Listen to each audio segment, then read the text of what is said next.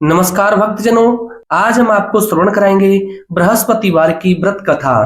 आप सभी भक्तजन कथा को श्रद्धा पूर्वक श्रवण करिए। एक दिन इंद्र बड़े अहंकार से अपने सिंहासन पर बैठे थे और बहुत से देवता, ऋषि, गंधर्व, किन्नर आदि सभा में उपस्थित थे। जिस समय बृहस्पति जी वहां पर आए तो सबके सब उनके सम्मान के लिए खड़े हो गए, परंतु इंद्र गर्व के मारे खड़ा नहीं हुआ। यद्यपि वह सदैव उनका आदर किया करता था। बृहस्पति जी अपना अनादर समझते हुए वहां से उठकर चले गए।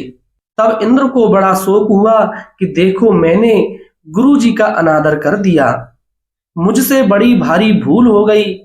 गुरु जी के आशीर्वाद से ही मुझको यह वैभव मिला है, उनके क्रोध से यह सब नष्ट हो जाएगा, इसलिए उनके पास जाकर उनसे क्षमा मांगनी चाहिए, जिससे उनका क्रोध शांत हो जाए और मेरा कल्याण हो। ऐसा विचार कर इंद्र उनके स्थान पर गए। जब बृहस्पति जी ने अपने योग बल से यह जान लिया कि इंद्र क्षमा मांगने के लिए यहाँ आ रहा है, तब क्रोधवश उससे भेंट करना उचित न समझकर अंतर्ध्यान हो गई। जब इंद्र ने बृहस्पति जी को घर पर न देखा, तब निराश होकर लौट आए। जब दैत्यों के राजा ब्रखवर्मा को यह समाचार विदित हुआ तो उसने अपने गुरु शुक्राचार्य की आज्ञा से इंद्रपुरी को चारों तरफ से घेर लिया। गुरु की कृपा न होने के कारण देवता हारने व मार खाने लगे। तब उन्होंने ब्रह्मा जी को विनय पूर्वक सब वृतांत सुनाया और कहा कि महाराज, दैत्यों से किसी प्रकार बचाइए। तब ब्रह्मा जी कहने लगे कि तुमने बड़ा अपराध किया है, जो गुरुदेव को क्रोधित कर दिया। अब तुम्हारा कल्याण इसी में हो सकता है कि त्वष्टा ब्राह्मण का पुत्र विश्वरूपा बड़ा तपस्वी और ज्ञानी है, उसे अपना पुरोहित बनाओ तो तुम्हारा कल्याण हो सकता है। यह वचन सुनते ही इंद्र त्वष्टा के पास गए और बड़े विनीत भाव से त्वष्टा से कहने लगे कि आप हमारे पुरोहित बनिए, जिससे हमारा कल्याण हो। तब त्वष्टा ने उत्तर दिया कि पुरोहित बनने से तपोबल घट जाता है, परंतु तुम बहुत विनती करते हो, इसलिए मेरा पुत्र विश्वरूपा पुरोहित बनकर तुम्हारी रक्षा करेगा। विश्वरूपा ने पिता की आज्ञा से पुरोहित बनकर ऐसा यत्न किया कि हरि इच्छा से इंद्र ब्रखवर्मा को युद्ध में जीतकर अपने इंद्रासन पर स्थित हुआ।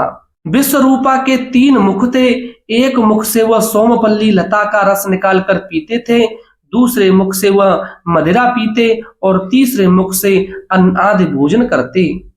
इंद्र ने कुछ दिनों उपरांत कहा कि मैं आपकी कृपा से यज्ञ करना चाहता हूँ।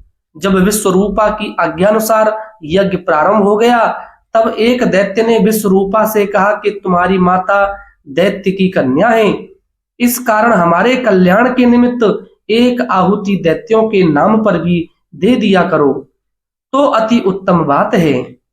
विश्वरूपा उस दैत्य का कहा मानकर आहुति देते समय दैत्य नाम भी धीरे से लेने लगा।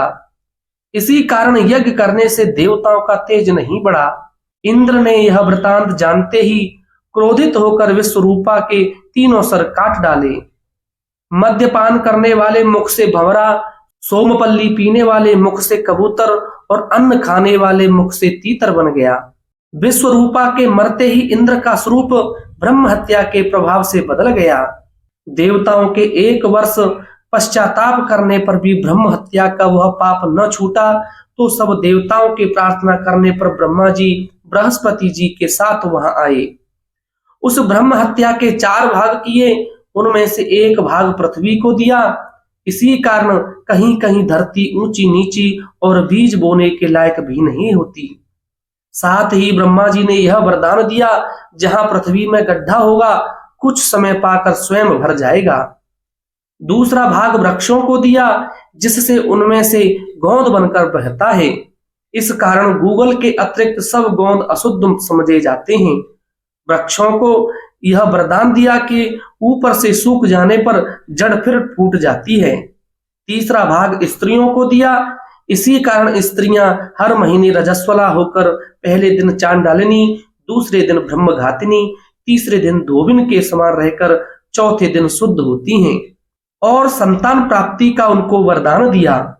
चौथा भाग जल को दिया, जिससे फेन और सिवाल आदि जल के ऊपर आ जाते हैं। जल को यह वरदान मिला कि जिस चीज में डाला जाएगा वह बोझ में बढ़ जाएगा। इस प्रकार इंद्र को ब्रह्म हत्या के पाप से मुक्त किया। जो मनुष्य इस कथा को पढ़ता या सुनता है उसके सब पाप बृहस्पति जी महाराज की कृपा से नष्ट हो जाते हैं। बोलिए बृहस्पति जी भगवान की जय। ऐसी सुंदर कथाएं श्रवण करने के लिए आप हमारे चैनल आध्यात्मिक एस्ट्रो को अवश्य सब्सक्राइब करें।